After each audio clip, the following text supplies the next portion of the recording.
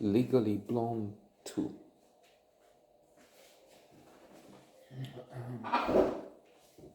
It is almost a rule that sequels, movies that come with 2, 3, 4, especially if they're called Fast and the Furious and they reach the figure 9, just worse than the original. And if the original Fast and the Furious is already low denominator, low standard, then what do you do?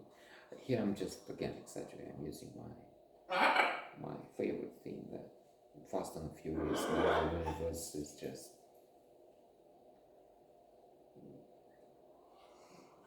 not worthwhile. You have so many films you can see and see again. Godfather, King of Comedy, Ingmar Bergman, Fanny and Alexander, Seven Seconds, and wasting time. Fast and Furious is just furious. Next one, furious. The exceptions, of course, to mind, what comes to mind is Ocean's 11, which is much better than what Sinatra and the Rat Pack did. And of course, it's the situation where you listen to the critics too. One thing, professionals, people who have studied and know what they're doing, study the phenomenon, know their thing, which is not the case here. And they would say, for instance, the latest Spider-Man, which was some kind of premiere on HBO last night. They say they gave it 71 out of 100. They say it's very good, and audiences love Marvel. Also place it at number 130 among the popular films that cinema goers feel are great. This is one of the great.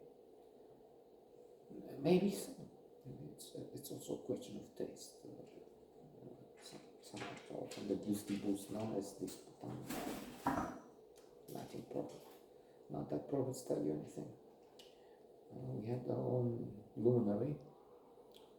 At this point, the greatest philosopher, although I would say that his disciples, Gabriel Luciano, Andrei Pleshu, come close, but Constantine Moigan took a look at prophets at one time, and I'm laughing because I've also seen a film, rather Judah, Golden Bear, Berlin Festival, Film Festival, Babardaluk Bukluk, Pornobanuk. Good luck banging. And in the middle, it had a brilliant selection of short pronouncement statement. Folklore, a collection of local institutes. So anyway, Moika was looking at prophets and saying that, not that they're a load of crap, but maybe wait, tell me. And looking at quite a few of them, you see that they can be not just wisdom, but counterproductive. Let's have a look. Appearances they see when applied to this film. In appearance, it's not good, and it doesn't deceive. It shows them wrong. You see people,